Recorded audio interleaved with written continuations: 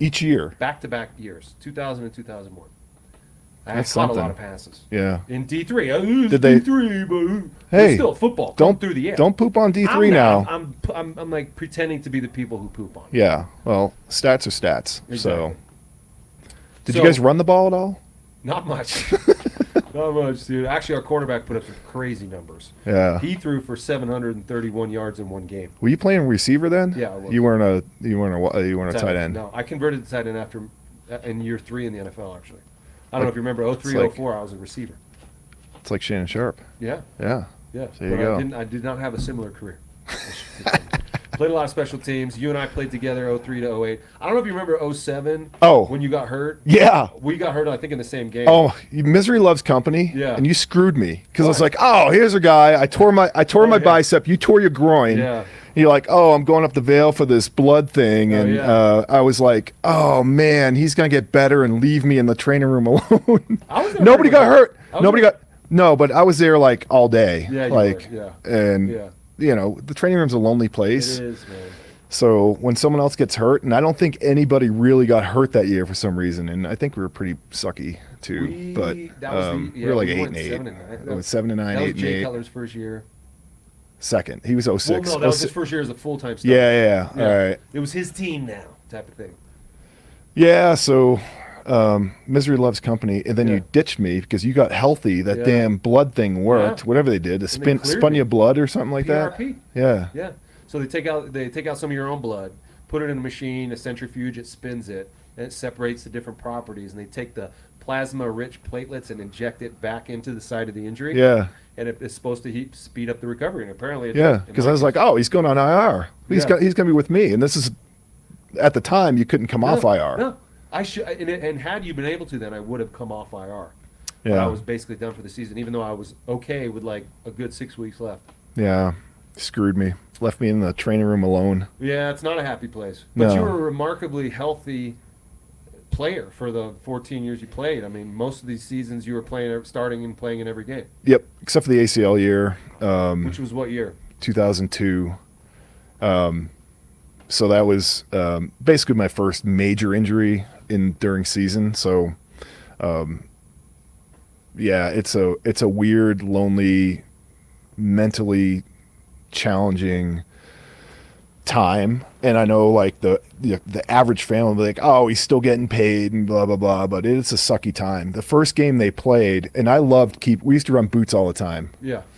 And like bootlegs or keepers, and I was always telling Rico, I was like, we need to run more boots. Why did you like running boots and keep? Because we didn't have to do anything. We Yeah. just had to feign like we were run blocking, and the guys would all go towards the fake, and Yeah. basically you didn't have to do anything. You couldn't lose on that play. Right.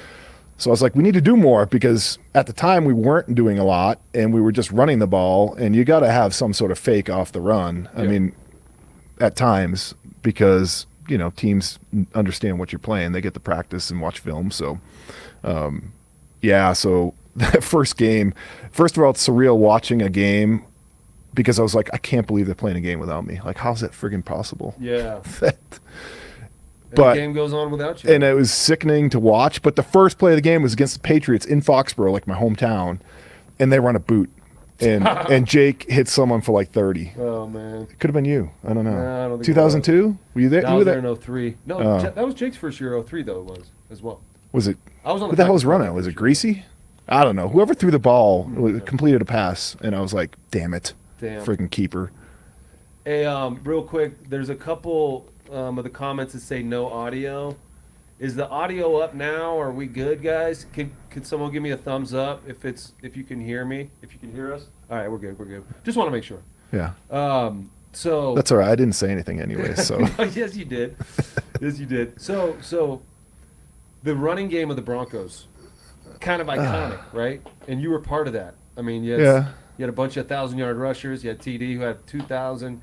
Kind of everyone on that line, or that line was known as like dirty? Was your offensive line dirty, Tom? Why did you guys get that sort of moniker? I don't know where it came from. I think it was sort of media driven versus the chop block and a cut block, whatever it was backside that was happening. Yeah. Other teams did it. Every team did it. Every team ran zone. that we weren't the only ones. We also ran counter, we ran trap, we ran power, we ran all the plays, but we were more successful because, I don't know, we were cohesive. It took a while to get there, like 95 when Alex got there and implemented it. It wasn't. You were drafted in 94, sorry. But so that was the last year of, oh wait, who was your head coach? Wade Phillips. Wade Phillips. Yeah. And then you were there when Shanahan came in. Yep. And what was that kind of transition like offensive line-wise? Well, I was playing guard my rookie year for the most part. And then expansion happened with Carolina and Jacksonville. So the starting center got drafted or whatever they did back then. So he left. And then, I don't know, when Alex came in, he, had faith that he watched enough film. I don't know what he was thinking. Cause he saw something in you, kid. He must have. Or, the price was right at the time. But Zimmerman was still the left tackle, and the right guard was Brian Habib.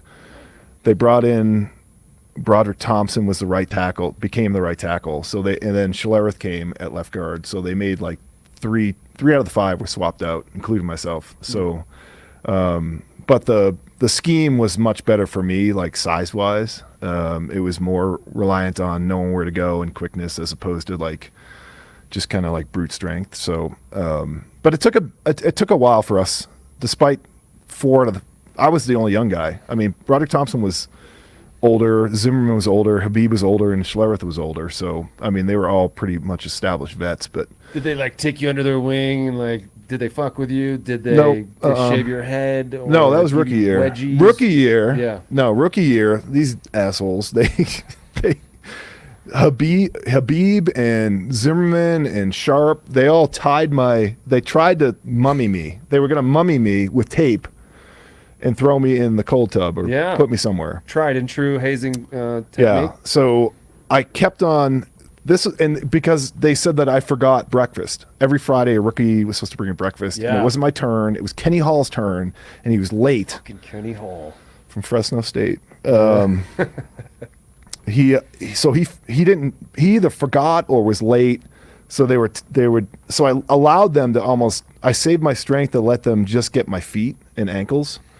And then every time they try to get up here, they'd start rapping it, and I go, eh, and I just like kept breaking it. So they could never mummy me. And finally, meeting started, and I'm sitting there trying to get my feet, and like Wade Phillips like steps over me to get to the meetings and stuff, and he just looks at me and shakes his head like, "You idiot." What was the most intense hazing moment you ever witnessed? There really wasn't hazing. Or like fucking with a rookie moment. I mean, Shanahan would do the classic call him up and have him tell a joke or something. Well, yeah, but that was we used to have to sing, especially during training camp.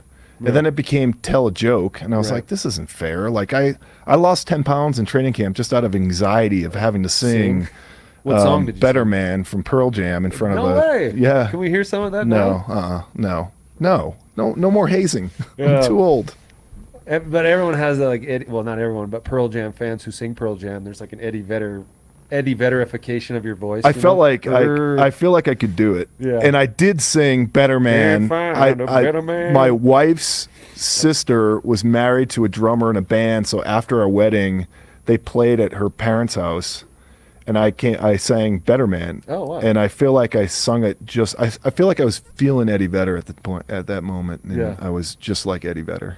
One of the best musicians of our time, Pearl Jam, and that band. Do you know that I had a friend that he was at a Red Sox game, and he's sitting next to this guy. I think he's with his wife, but he's sitting next to this guy that's like, baseball nerd. It's like charting all the, how they fill out the score sheets and all. Yeah.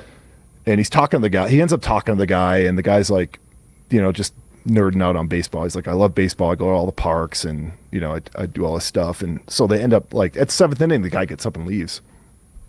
And then a guy comes down and sits in his seat, and he goes, "Hey, Eddie wants to invite you to his show tonight."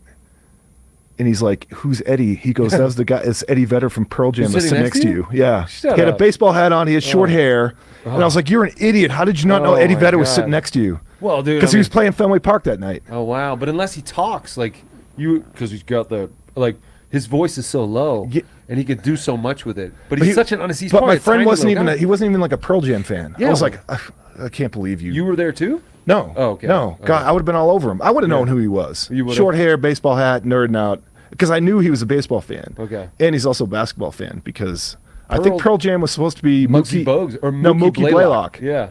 Which I think it was 10 was the album 10 was Mookie Blaylock's number, I think. I don't know. I don't have the internet in front of me, so. How many other like rock bands are really good, or like sports fans at the same time? We had Glenn Cadrez. He was before you. He was a linebacker for us. He was friends with guys from Rage Against the Machine. No way. And they were like, I think they were Broncos fans. Wow. Yeah.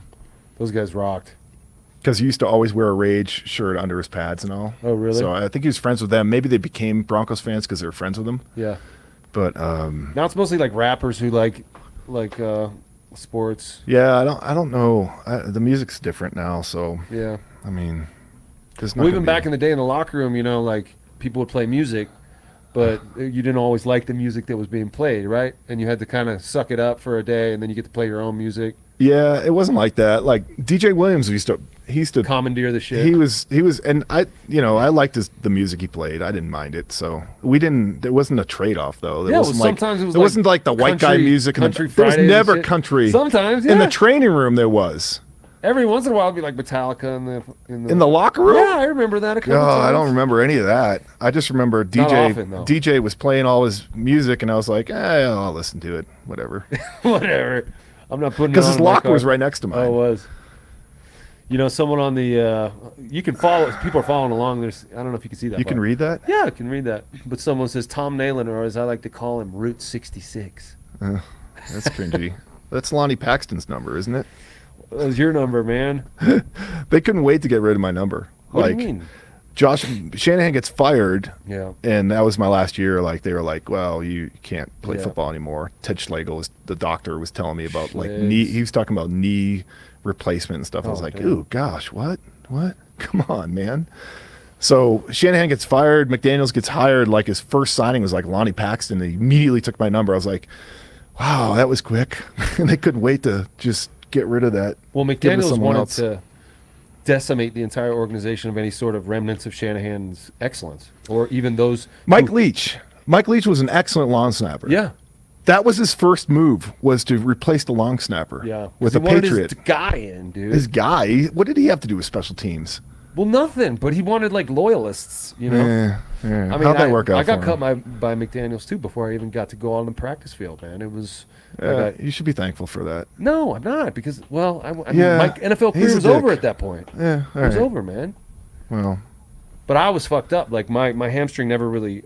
So that year that we were in the 2007, that was 7. My groin popped off. The next year, at the end of that next season, my hamstring popped off the bone. I wouldn't have known that because I wasn't watching games at that point. You weren't even watching your team, man.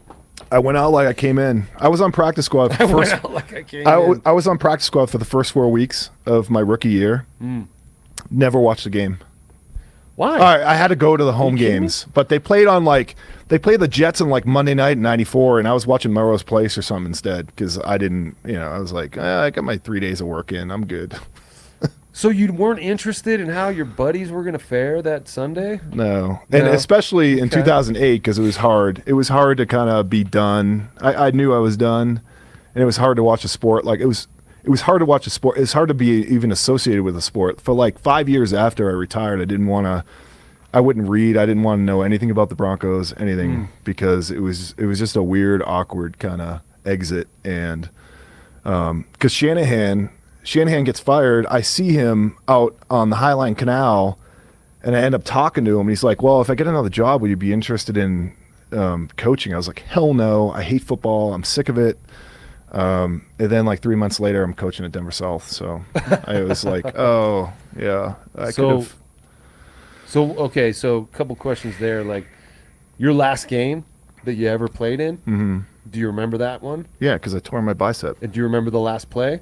Yeah, because it was a sucky. We got our asses kicked by the Chargers, and yeah, the last play. No, I just remember my arm hurting at all times. I tore the groin, and then you were done. My arm hurt the whole time, and it hurt during the practice week. I swear I did it in 907. Oh, really? Like holding the hell out of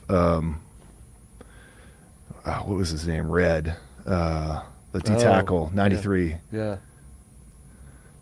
Right. I'm spacing on his name, but I think I did it in practice, and that was when Greek was out because he had that throat thing done. So he wasn't there, and I went to Corey, and I was like, my arm hurts, and he's like feeling around. He's like, oh, we'll just ice it after practice, and then during the game, it popped. Oh, damn. And down here, and I was like, and I went over to the doctor, and I was like, my arm hurts, and he goes, where? And I was like, right here, and he went like this. Oh, you tore your bicep tendon, like within like seconds. Bublik like, or Schlegel or what? I think it was, I forget which doctor it was, whoever was on call that day. How's it feel now? The bicep? Yeah. Fantastic. Normal? It was the best surgery of all time. Okay. Except for the right hand, because I had a wipe with my left hand. I'm not really. Oh, yeah. What wipe? I'm not amphibious, as Neil Smith would say. Yeah, so They it was say that difficult, but it was pain-free. Mm. Like, and I couldn't rehab for a while because they needed to heal. So rehab's like the worst part of an injury is after it. Yeah. But I couldn't do much for it. For What like are you a doing couple now? weeks. Are you lifting weights? What do you like? Do you do anything? I kind of, it ebbs and flows. Yeah. Yeah, my workouts are. Sometimes I work out for like a month straight, like just do Every a quick day. 45-minute. I have a program I'll do, and it's like it's cardio at the same time as. I don't know. Is this boring? This is boring. That's No, not We're boring. not talking about my workout or lack thereof. People want it like I just got a bad. Tom. I just had a bad LDL test, so I you need to did? start working out again. Okay. And did it They're catch high. you by surprise? No. I just came back from France. I haven't been eating well, and What were you eating while you were there? croissants. They have great food in Europe. Are croissants bad for your heart? Yeah, they're all butter. Well, then why are the French people so fucking fit and nobody's sick there? Because they sit there and smoke cigs, drink wine. Did you and smoke cigarettes too? No, but I drank Why? a lot of wine. Okay. Yeah. Did you guys walk a lot? Like Yes, I was doing like 8 miles a day. You look pretty thin. We ran. I'm skinny fat, kind of. Yeah. Yeah, it's not great. Don't be so hard on yourself, man. I mean, as you said, cringy when you talked about the Route 66. Someone says cringy. You paved the way for many Denver running backs. You opened up the holes, I man. did not. Yes, you freaking did. It's a combination of many things. First All of right, all, the best coach we ever had was Bobby Turner. Ever? Ever. What made him so good? Bobby Turner, by the way, the running Because back coach he was- of the Broncos, and he's still coaching. He's coach of the running backs. He's still with the 49ers, Yeah, I think. with the I think I see him on the sideline. Yeah. But he was just so consistent and so anal about everything he taught these running backs. Like it didn't matter who the guy was. He would coach Terrell Davis the same as Derek LaVille or Clinton Porter, so whoever it was. It did not matter to him. He had a way of doing it. He understood our blocking schemes. Yeah. Which is first and foremost the most important part of teaching the running backs where to cut and all. Yeah. So he was fantastic. So you take Bobby Turner out of the equation, and we were probably pretty garbage running blocking team. Really? But he just what was. about Alex Gibbs factor? I thought he was like the freaking guru, man. I mean, he did teach me how to like read defenses, like not the box, but outside the box, like corners and safeties and things like that. Wait, so as a center, you're reading the corners and the safety. Especially in pass protection. Yeah. Yeah. But if you see a corner coming down, the safety's over the top, and he's on the line of scrimmage, he's inching toward. That means, everybody's coming to you. Like, where the slant is, and it makes either the run blocking harder or easier, depending on what it is. But you're always looking out there. Yeah. And I never did that before. So he kind of. I think his greatest asset was kind of bonding us together in like almost like it was like a love-hate relationship with the five of us versus him. Yeah. So I think that's it's like he was a great motivator that way. Yeah. And I mean, everybody runs the same blocking schemes and all of that. So it was, as far as a technique goes. So what's unique about the zone blocking scheme? That you said everyone ran, but the Broncos ran it better. And then once you run that well, then the play action pass works better off that, and the Broncos ran play action pass better, right? So what was it about the zone blocking? Well, scheme? we had great fullbacks that understood as well. And How would you define the zone blocking scheme? it's like the easiest. It's like a simple concept. It's basically you just kind of step to an area, and if the guy's not there, then you just climb. Climb meaning Just go up to the next level. Yeah. Just keep going. Yeah. It's like the easiest thing, but it's really difficult to kind of, because I've tried to do this in high school at MIT where I was coaching last year. And all those nerds couldn't figure it out, huh? It's great to see athletes and nerds come together in one person. Yeah. You thought they were mutually exclusive? You are kind of an athlete nerd, Tom. And so you thought, well, I can teach these nerds because I'm a nerd, and I figured it out. Yeah, but they're a next level nerd. Oh, really? Like, do they have they're not pocket deciding protectors between. on? They're not deciding between Boston College, Menlo, and MIT. Those aren't their three choices of Right. schools. Right. I get that. So the zone blocking scheme, which is what the Broncos offense was kind of famous for, and that you guys were sort of famous for, they're still doing it in San Francisco, obviously. Yeah. That's part of the West Yeah, Coast and system. I love watching when the 49ers are playing. I love watching their offense because it reminds me of our offense, Yeah. and it's very similar. Yeah. And it's you have to have the right parts, and I think Alex was good at that, at identifying the five guys that work well together. You have to work well together. There's a lot of communication, but So you're as a center, you're the quarterback of No, the line. no, Yes, you're the one that is a calling out myth. Mike's the fucking That's a myth. 55's a Mike, and we're that's- sliding left and two jet. And You know how many times I looked at the guard like not knowing what the hell to do, like Really? and snap the ball? Really? Oh yeah, yeah. And what guard would you look to for like some clarification there? Like, who are some of the players that you played with that were smarter on top of it? Like you were? Schlereth, I mean, I played with him for a while. Then there was Ben Hamilton and Dan Neal and Cooper Carlisle. I mean, there was a bunch of guys that kind of came and went Cooper during my time. tried to kill me one time in the locker room. I made him very angry about something, and he had a full thing of tape. And I think I threw water on him or something, and he stood up and You're kind of a jackass. I was a little bit of a jackass, but so are you guys. That's why I put you in the headlock at Jing. Yeah, this guy put me in a headlock at Jing, the fucking restaurant. Who does that? I was hammered though, so Yeah, no, it's okay. it happens. All's fair. I figured it was like revenge. Yeah. For what? What did I do? I feel like you're always doing something. Well, you weren't very trustworthy. I couldn't trust. That's not true. I couldn't trust you. You guys, like the offensive line, always like sticks together. You guys are like a unit, and you fuck with each other. You like eat each other's boogers and fucking drink dip spit. Didn't someone laminate a booger? Did it come out of your nose? Yeah, I have Okay, large. so Tom pulled the booger out of his nose, and they laminated it. Well, they didn't it was on like one of those, when you get like a turf burn. Yeah. Those clear, kind of. Oh. And they put it inside that. Yep. Okay. Nope. It's important for the offensive line to be kind of cohesive and get along and hang out and stuff and kind of be on your own. Nobody wants to be with us anyways. We're the largest group, not only physically in size, but numbers. Yeah. And I don't know, we're kind of like the awkward, nobody wants to be with you kind of guys. And it's been like that. That was like that in high school and college. It's the same. Yeah.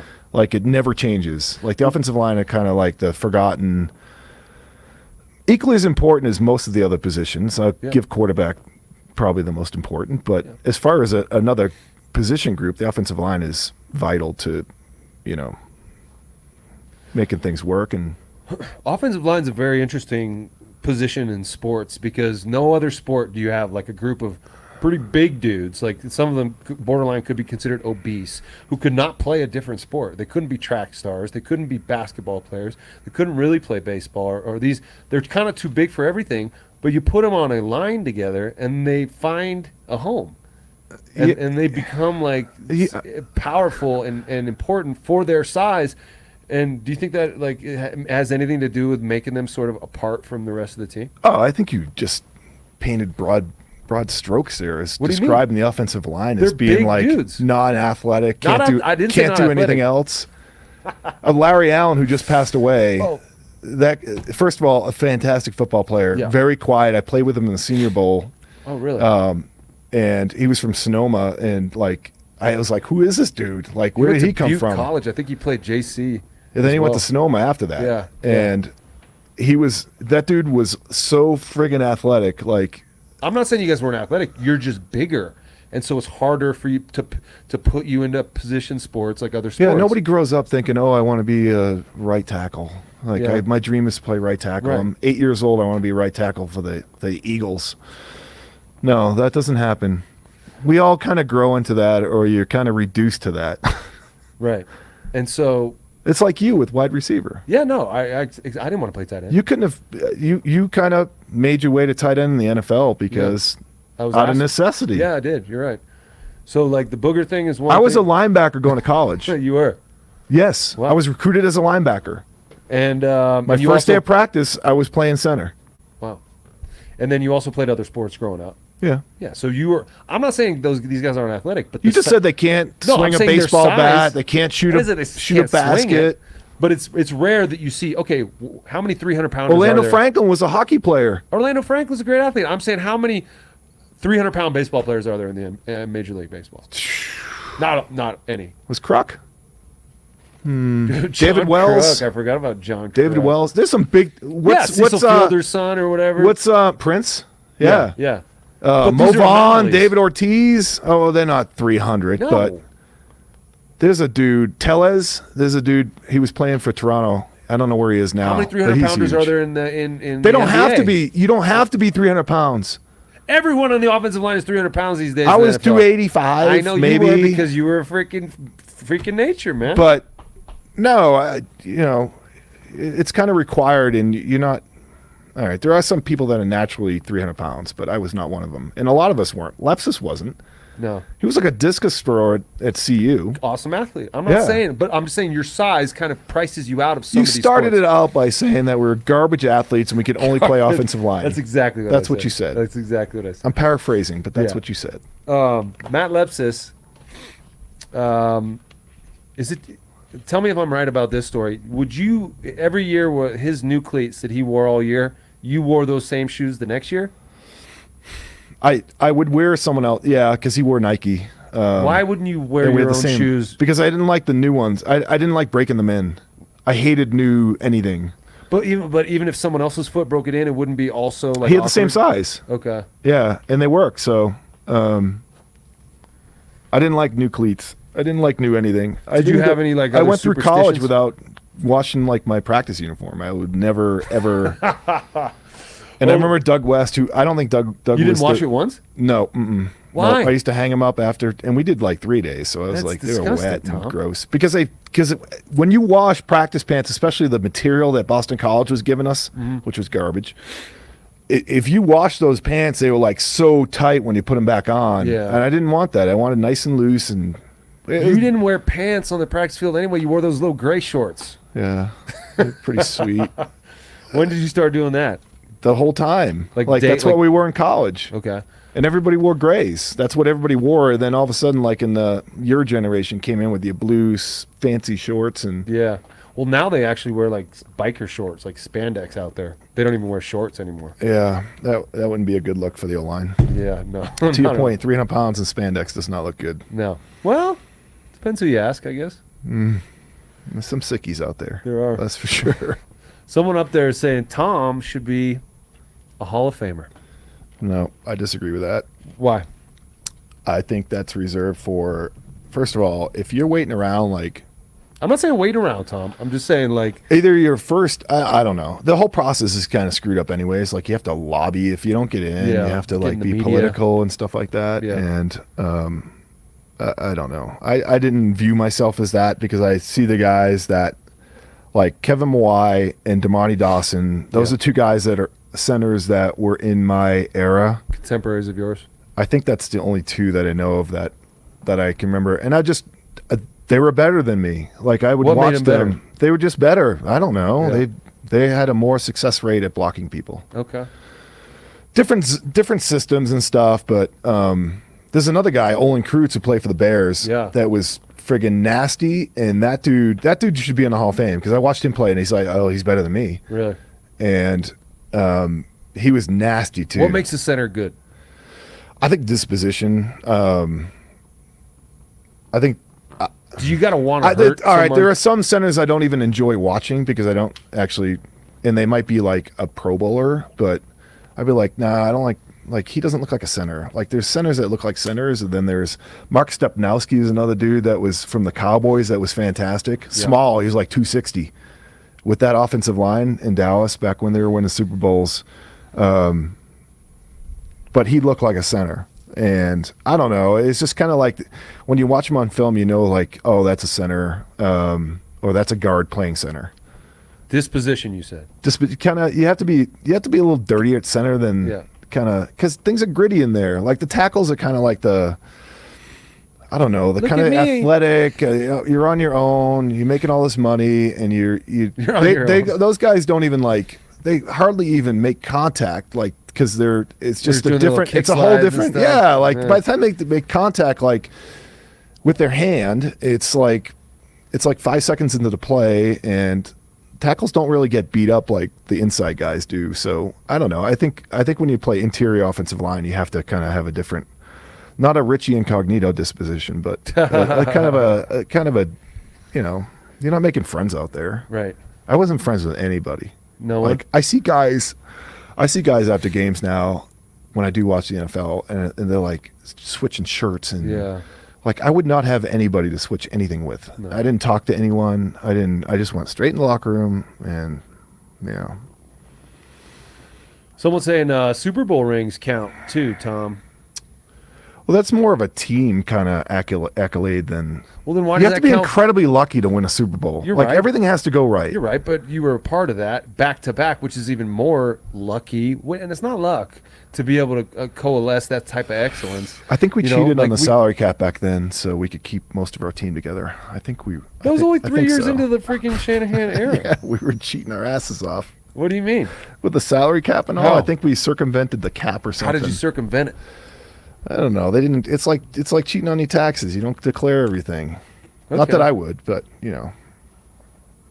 Okay, so hey, if you if you're not cheating, you're not trying. Everybody's cheating though, in Right. one way or another. Like So- the Patriots and filming practices, I guarantee you, we were doing it. Everybody's doing it. Everybody does Patriots it. just got caught. Yes, they just weren't very good cheaters. Well, they were good cheaters because they won a lot, but they got so caught you a think lot. that's why they won, because they were cheating. Deflategate, like the people doctor balls, and Yeah, that's. were pretty you at the silly. time when the kicker balls were being doctored too, like the kickers? I don't really remember. How do you doctor They- the kicker balls? Well, now they have the K balls that are Yeah, like yeah. right out of the box. They're like Yeah. shiny. Oh, they are. But before that, the kickers used to like all week would be working on the balls for the games. Oh, really? Yeah. Yeah, I remember you'd have your own kicker ball. Yeah. Yeah. Yeah. So everybody's been cheating, and it just keeps, I don't know. It just gets magnified nowadays because the media wasn't as kind of, people didn't consume media like they were Yeah, back now then. it's ultra saturated.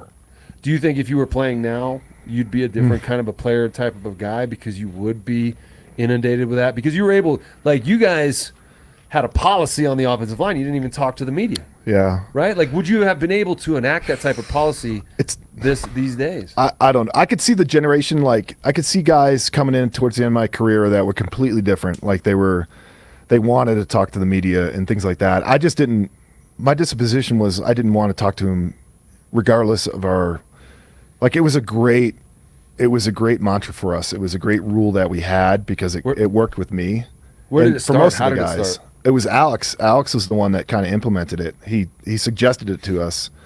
And Gary Zimmerman didn't say anything. Like he would never talk. And it worked for him. And Schleier was the only guy that kind of, and Dave Diaz-Infante that were like, oh, you know, I think they worked ways around it Yeah.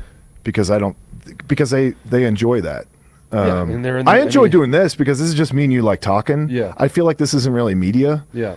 But when you're talking print and, Yeah. you know, and you kind of, and when you did talk, I would always read first of all, you'd spend like a half an hour with like Schefter or back when he was writing for the Rocky Mountain News or Yeah. you'd spend like a half an hour talking to these guys and they use like one line. I was like, Yeah, I just and it's the blew line up. that made 'em- I just talked to you during training camp during my lunch and that's what you use is that one line. I sound like an idiot and it never comes out right. Right. And you can never take it back. And back then it wasn't about internet and stuff like that. It was more kind of the print and you'd read it or Greek would have it. They would cut it out and put it up on Yeah. the thing like so you saying something stupid. And the few times that I did talk, I felt like it just didn't work. Didn't work well. And we were forced to talk. We were going to get fined like 10 grand each during Super Bowl week, Yeah. during media day. And nobody wanted to talk to us. They couldn't care less. Yeah. They didn't want to talk to us. What are we going to say? What are we actually going to? What are they going to ask us? Yeah. What are we going to say? Like, Yeah. first of all, most people don't even know what the offensive line does. They just think it's just five kind of fat people out there. And what do you actually ask an offensive lineman? Yeah. That's a good question. How does it feel to have the quarterback's hands on your butt? Yeah. What do you ask the guard who doesn't have his hands on How his does it butt? feel? Are you jealous that that you don't get the quarterback's hands up your butt? Do the quarterbacks? Does the touch of different, like, if you were to stand there right now, my gosh, all the different quarterbacks over your life come and put their hand, would you be able to say who it was? I'd know Jarius Jackson because he'd be up in my junk, and I'd be Jarius. Get your hands back, man. Jack's like, oh my gosh, were you there? With him? 22. Were you there with him? Yeah. Oh my gosh, his hands was so far up there. I was like, dude, get him out. I'll get the ball to you. Really? I was a terrible snapper too. I never kind of quite got it. Shotgun. What? 14 underneath. years? 15 years? You never got it? Nope. I was always bad. In college. How could that be? What made it bad? I don't know. People always had trouble handling my snap. I just never kind of got it. So much? No. It's because you didn't wash your practice pants? Nope. It smelled? Nope. I was always terrible at, because I didn't care about the snap. I just wanted to block the guy. So my first, if I got like a shade nose and I got no help and we're running something wide to my left, I do not care about that snap. I'm trying to hook him. I didn't care. I was like, wherever it goes, it goes. Jake. But yeah, Jarius Jackson, I would know his hands in a second. Jake would, like, during training camp, there's different centers in camp and stuff like that, and he'd like say, "Smell this," like, because he couldn't get the center's ball sweat and taint sweat off his hand. He was scrubbing it with soap. I'd see him eating grapes in the lunchroom. He didn't care. Maybe ass sweat. Would that be something you actually thought about, like, to keep a good hygiene down there because your quarterback was going to be under there? No, and before, Elway made me wear like a girdle under my grays. Like before that, I didn't have anything. I was like, whatever. But in college, this is like college, because in college we always had practice pants on. We never, because I had Coughlin as my college coach, so we were never in like uppers or anything like that. We were always like full pads. And then I got to Denver, and I was playing mostly guard, so I didn't have any real, and whoever I was snapping to, it was not John Elway my rookie year. And then the next year, Elway, I was like in like mini camp. Elway's like, you got to put on some tights, man. Why weren't you snapping to John Elway your rookie year? Wasn't he here? Yeah, but I was pretty far down the depth you were chart. just like practice squad and stuff. Yeah, so Hugh Millen, I think, was a quarterback here at the time, and maybe Bill Musgrave. I don't know. So tell me if this story is accurate. Is your dentist Matt Mock? It is, yeah. So Matt Mock played quarterback for the Broncos, and so he told me that you said, like, because you went in to see him as your dentist, and you're like, man, first you had your hands up my ass, now you have them in my mouth. I said, I hope you've washed your hands before putting them in my mouth. There's been so many quarterbacks. Yeah. So what made it, like, did you prefer did you care who the quarterback was? Would you like fight harder for a certain guy? Like, what made you, did you identify with certain quarterbacks, or was it just like, there's a guy back there, I got to get him the ball? No, and then we got but you kind of connected with more.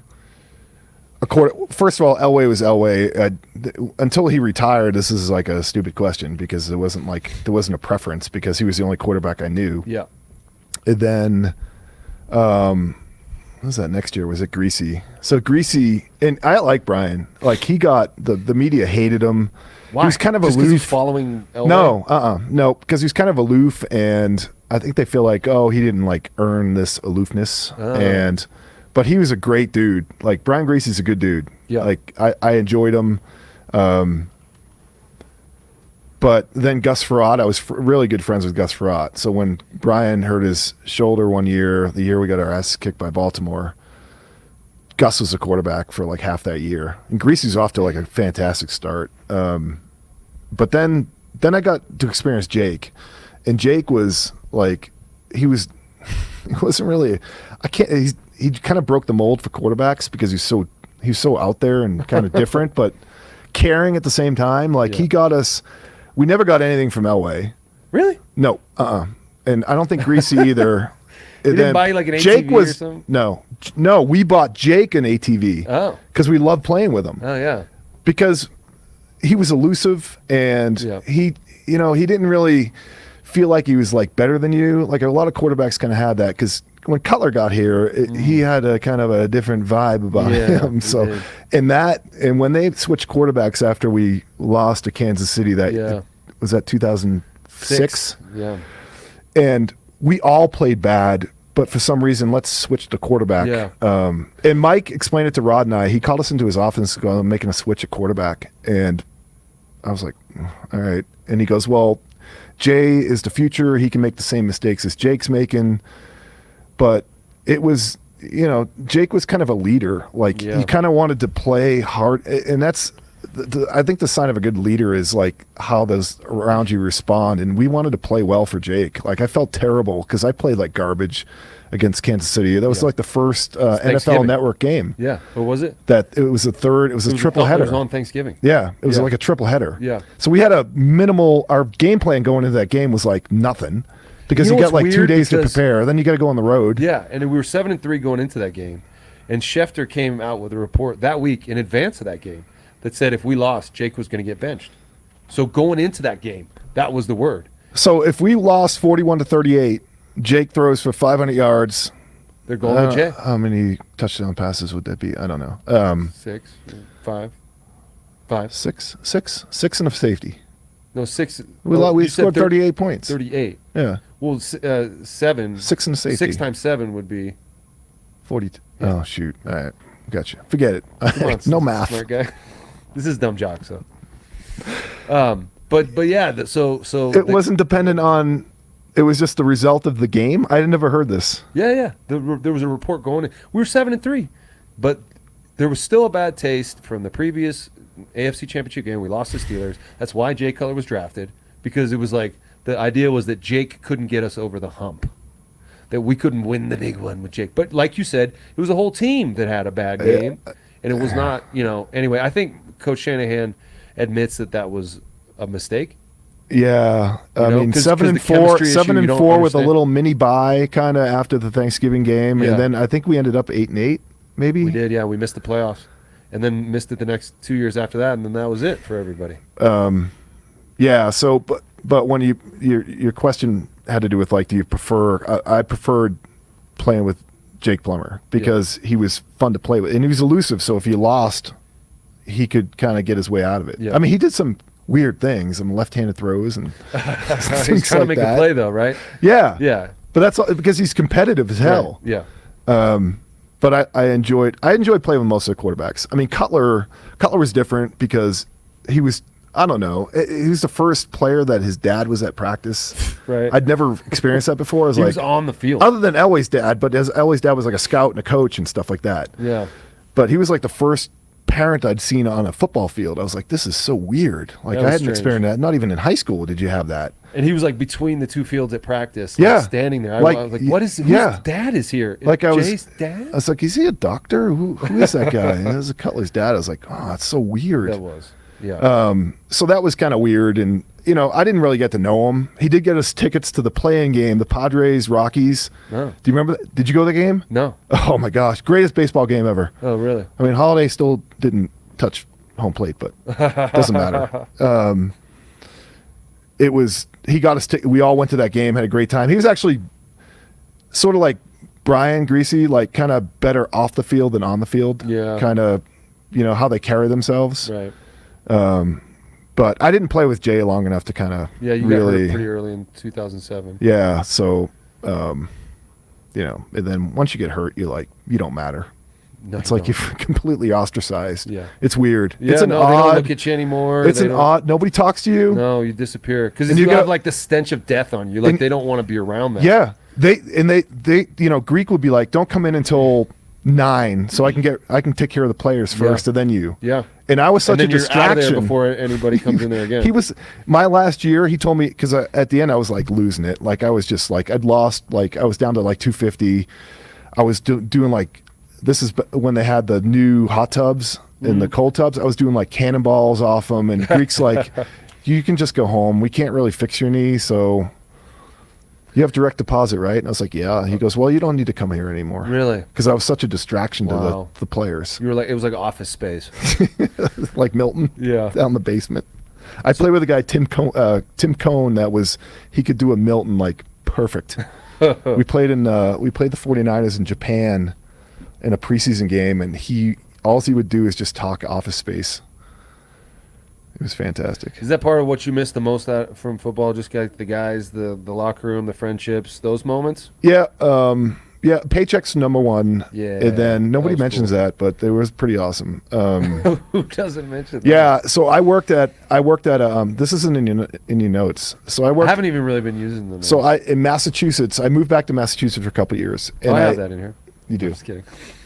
So I worked for a town.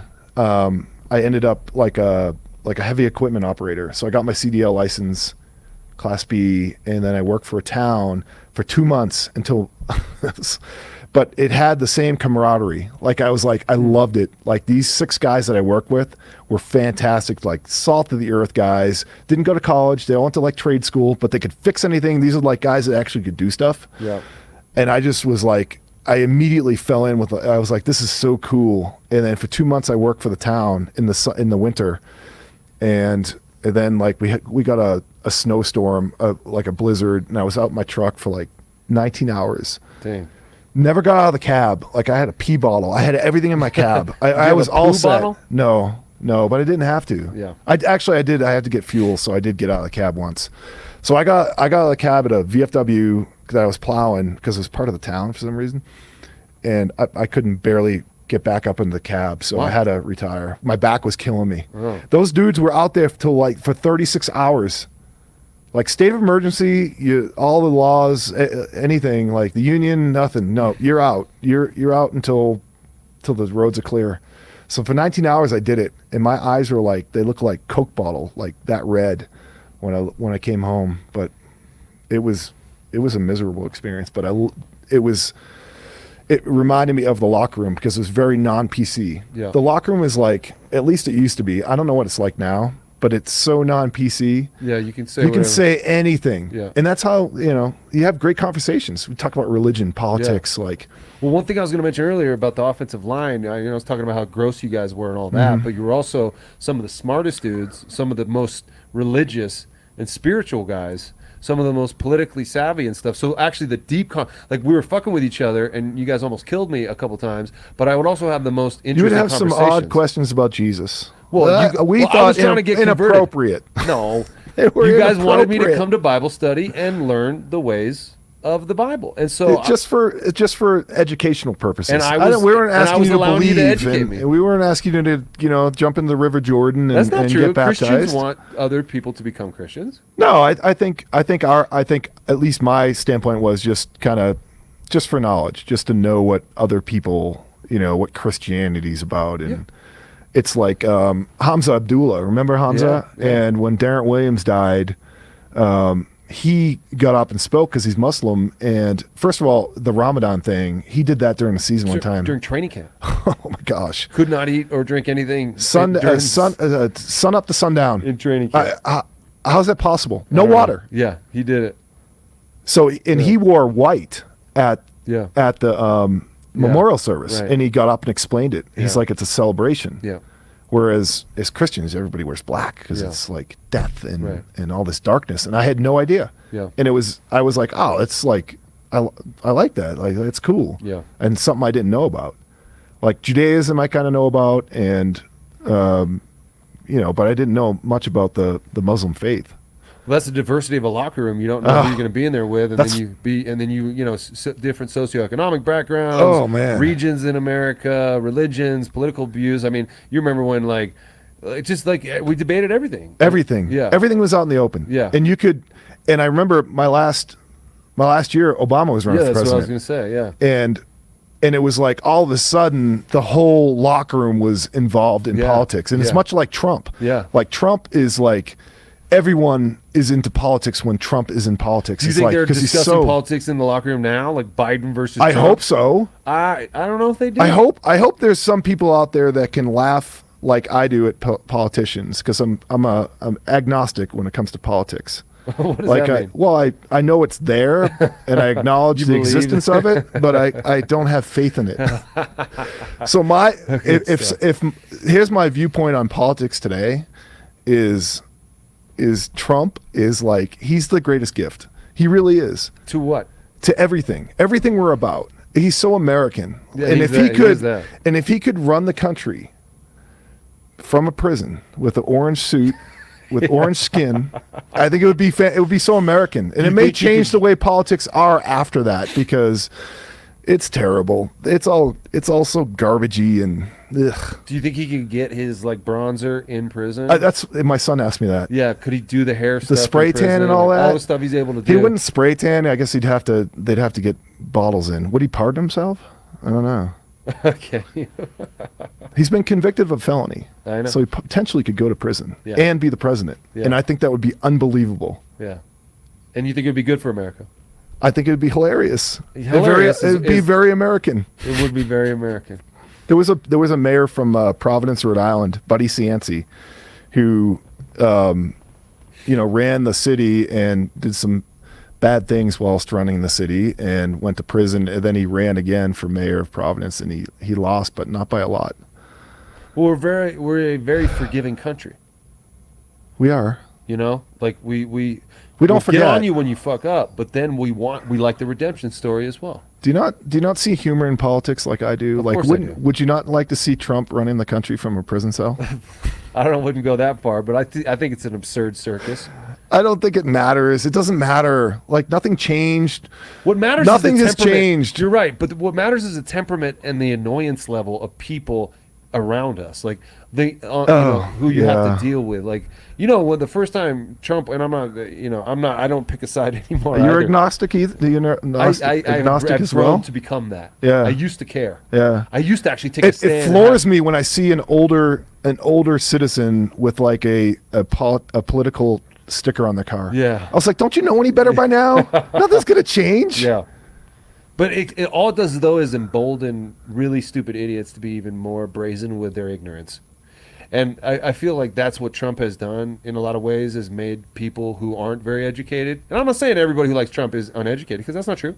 There's a lot of educated people who have decided that Trump is the better choice, and that's fine. But there's a lot of dummies also who have gotten really loud. Like people I went to high school with, or I'm on Facebook, right, with them, and I know how stupid they are. I went to school with them. I know that I've known them since they were kids. They are fucking idiots, right? And then all of a sudden, when Trump was elected the first time, they become political scientists. And I'm like, dude, I know you. I already know you, man. You cannot convince me that you're aware and that you're on top of this shit, because I know you better than the internet world does. And the internet allows people to create a false persona and then, ride that. Not me. I don't have a presence on the internet. And you're better off. It's so much better. Yeah. After Do you not have Twitter or anything like that? No, after the 2020, or it was October of the when was the election? Like 2020? Yeah. So it was October. So I cast my vote via mail, and then I really haven't watched news since that point. Okay. My kids were talking about something that happened on an insurrection, and I was like, "What are you talking about?" They're like, "Oh, something's happening at the Capitol building." And I was like, "All right, whatever." I said, just try to get both sides of the story first. That's all I ask. Do you have email? I have email. Okay. Yeah, and I text. But you don't do Twitter or Facebook or No. Instagram or TikTok? You don't No. have a TikTok page, Tom? I don't understand TikTok, because I remember during the lockdown, my daughter was doing these TikTok dances, and I thought that's what TikTok was. Like, you just kind of play music and you dance to it and you copy someone else's dance or something like that. But now it's just become I don't understand it all either. You do more you do videos and educational things, and also awful shit too. The internet can be used for good or for evil. Yeah. And it's probably more evil than good. I actually think the internet should die. I think someone should pull the plug on it. Gosh. Wouldn't it be a great thing? Yeah. The world would go back to Cell phones would die. I hope it all dies. Yeah, me too. I tell my kids, I said, you guys suck. You guys, usually the generation before says, oh, you guys have it so much easier. They have it so much harder. Like their generation, and I mean, you got small kids. Yeah. My kids are in their 20s. It is so hard. I would not want to, I don't want any part of their generation. Like it's like, What do you I don't mean it's know. hard? Communication. Like they can't, you talk to someone that's 25 years old on the phone. They can't do it. No. They don't know how to do it. Yeah. We're having an hour-long conversation with a 25-year-old. Like, this might be challenging too. Yeah. Yeah. It's just a I don't know. I love I love how I grew up. We didn't have a lot. We didn't have anything.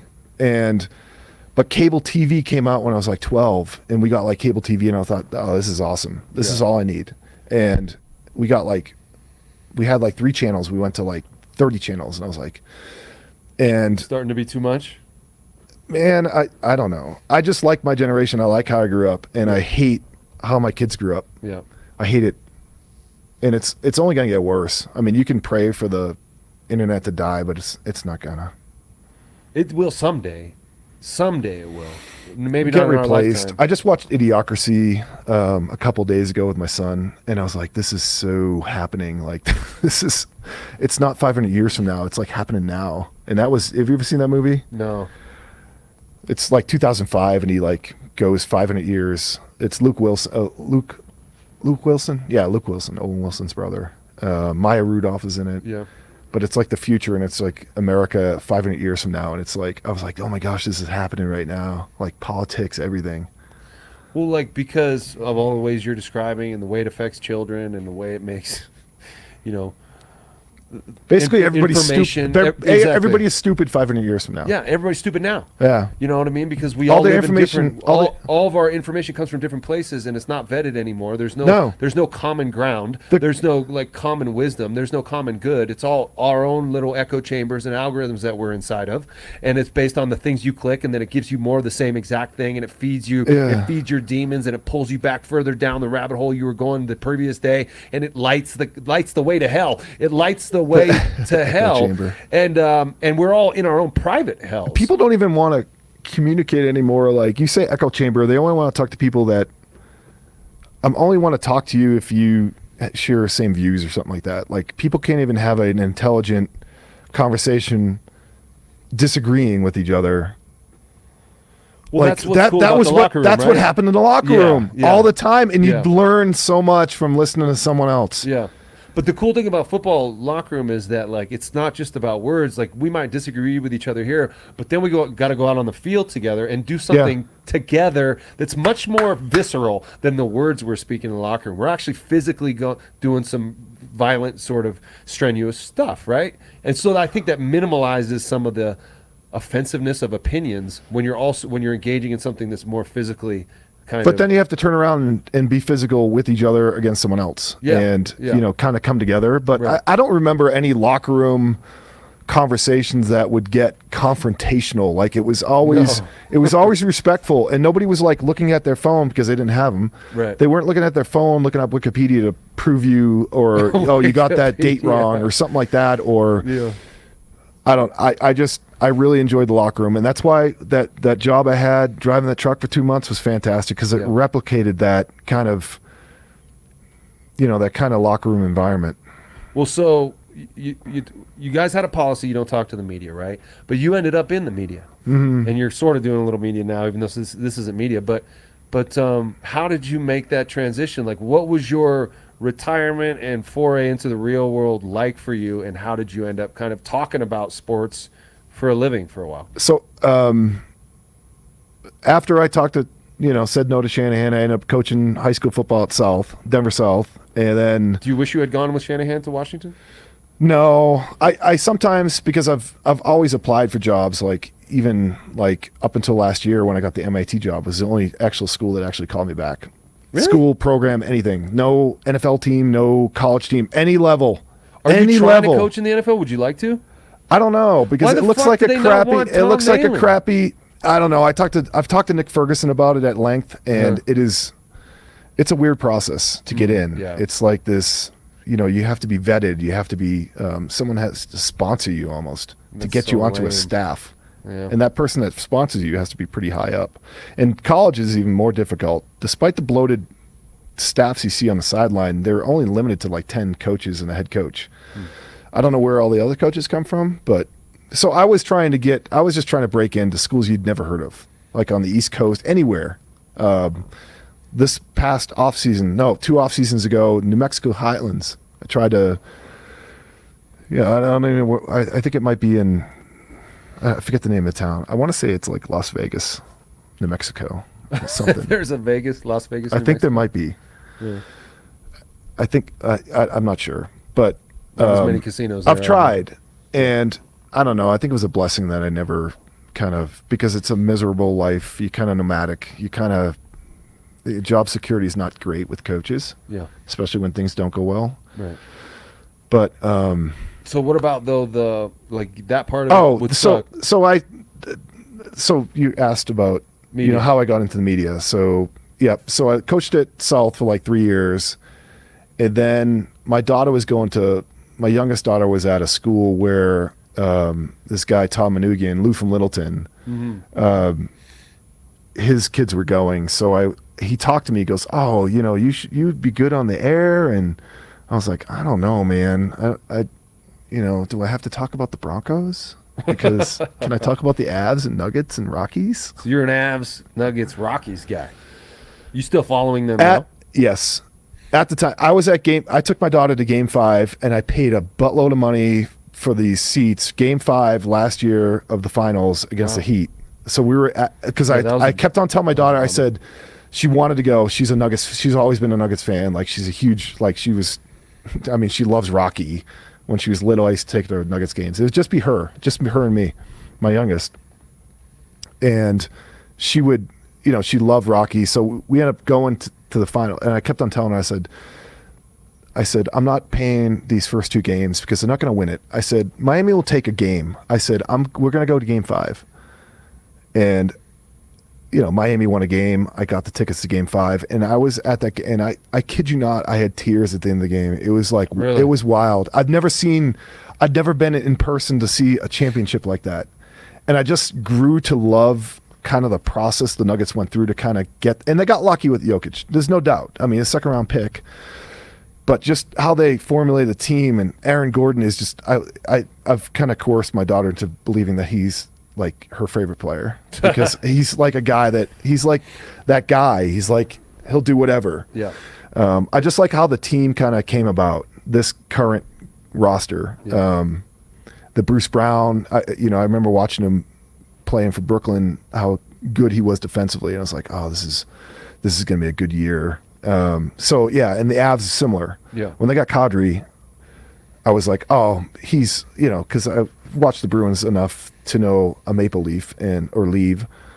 I don't know why they call the Leafs. It should be leaves, but I was like, oh, this is a great addition. And this is the stuff like maple leaves. Yeah, that'd be a funny. They call them maple leafs. Yeah, it's true. leaves. I never thought about that. Grammatically incorrect. It's like how the Los Angeles Angels is the Angels.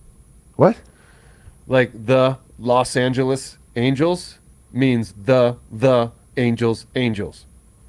Oh, I got you. Yeah, it's redundant. Yeah. They should just be called Los Angeles. Exactly. Yeah, so I was like, I love sports. I do. It was at a time when I wasn't really following the Broncos. I was like, I haven't watched the Broncos in a while. He goes, don't worry about it. You can kind of.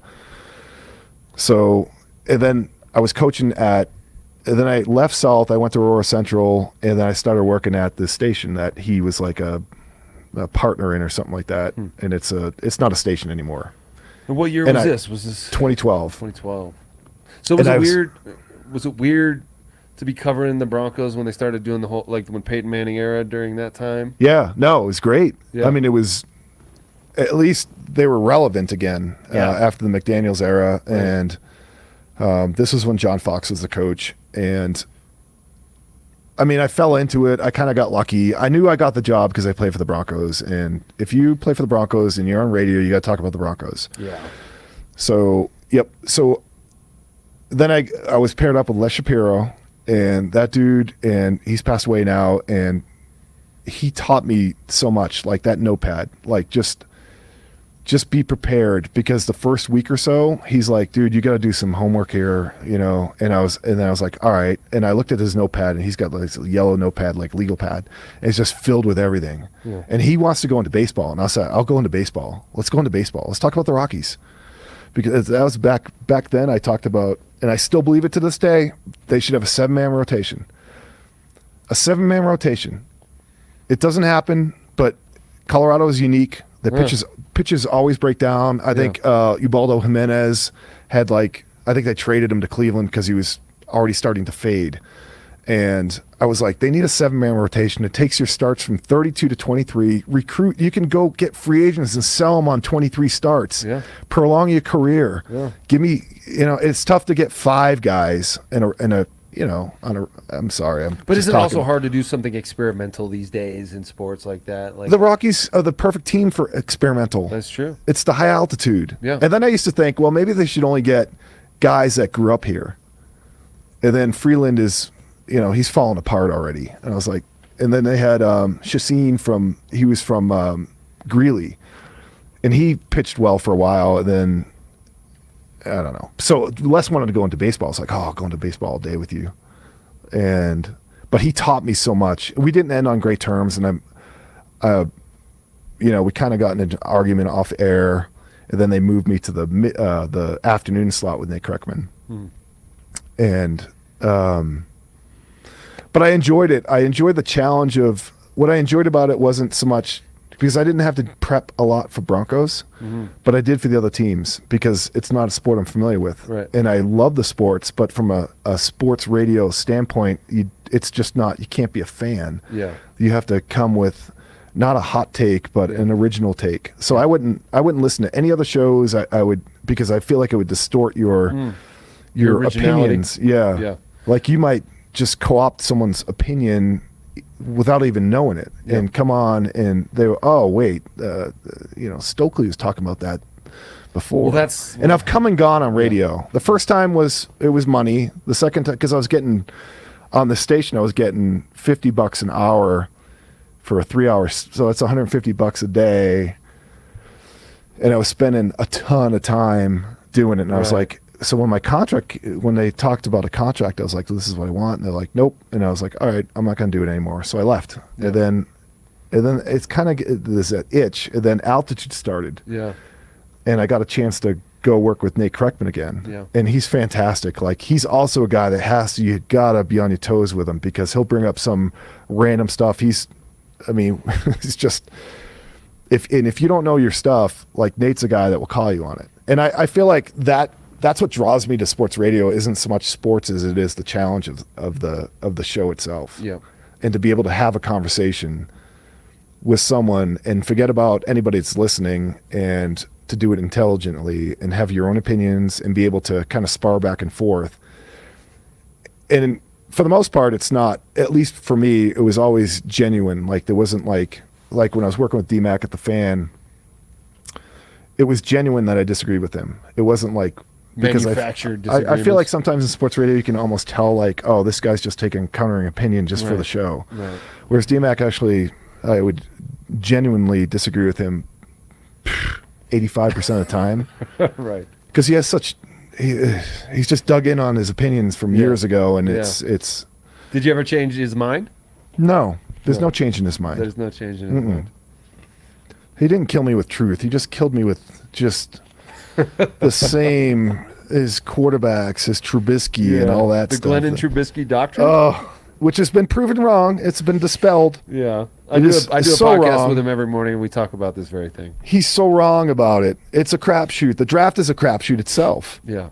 But he wanted to trade up and trade all your picks to go get a quarterback on the first or second pick, and just like when you like your guy. One year I had the Broncos trading their entire draft to get Jadeveon Clowney. I said, just trade all your picks. Wow. I was like, the hit against the Michigan running back was all it was crazy. In retrospect, it was probably the wrong advice to give, and I'm glad they did not do that because, he went one overall, but he's been kind of, as far as injuries go and all that, but. Well, you never know. It's just this random knowledge that you attain when you do sports radio, though. Yeah. It's, and it intrigues me. Like, I like sports. So why not kind of have a conversation with someone else? Because I'm basically an introvert, and I don't speak to a lot of people during, in the course of a day. I don't talk to anyone outside of my wife for the most part, and because my kids are grown, and so it was an outlet for me to talk to someone other than family and to get me out of the house and get me to do something that I was enjoying. It wasn't making a difference in the world. It's not like I wasn't feeding the hungry or anything like that. No, it wasn't feeding the hungry, but it was bringing joy to people's lives. And there's people out there who, want, when you're talking on the radio and it's like you're talking to whoever's listening, and they're out there listening to Tom Nalen talk to them. Yeah. And so if the conversation is good, then people can put themselves in that conversation and feel like they're there with you and they know you, Tom. And so are you thinking they don't know me. See, they don't, because But they feel like they you can. started out the show by saying, "Oh, we were talking about the generations and like the Peyton Manning Bronco fan generations." I said they wouldn't Right. have any idea who I am. That's not true. It is true, only because as part of our, I thought this up because I didn't get a parking pass for like Broncos camp from the fan, and I was kind of pissed off about it. They did a bunch of stupid shit like But that. I did make lemonade out of lemons with it, because what became of that was I parked in the regular lot. I walked in with all the fans and I sat on the hill, and nobody knew who the hell I was. It was like the greatest experience. And then I'd recap that on the show after it. Yeah. And my ass would be wet every day because they'd water that damn hill for some reason. Yeah. And it was great, but nobody had any idea who I was. I was anonymous. Yeah. And I was anonymous as a player. So Yeah. people that say that I should be in the Hall of Fame, did they really watch me? Tom, you kicked ass for 14 years, man. I stayed around for 14 years. No, you didn't just stick around, man. Do you know that you were the last remaining player from those back-to-back Super Bowls on the team? That's because I was basically healthy, and I Right. came cheap. Like, I didn't want to leave. I liked it here. I had a chance to leave one time, and I seriously thought about it because they'd given me a pay cut like the year before.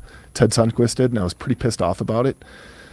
So the next year I played, and then I was a free agent, and I was like, oh, I'm going to make him pay me or whatever. And then and then when it came down to it, because my agent was already talking to teams, he's like, oh, Seattle and San Francisco. I was like, oh, I don't want to pay California taxes.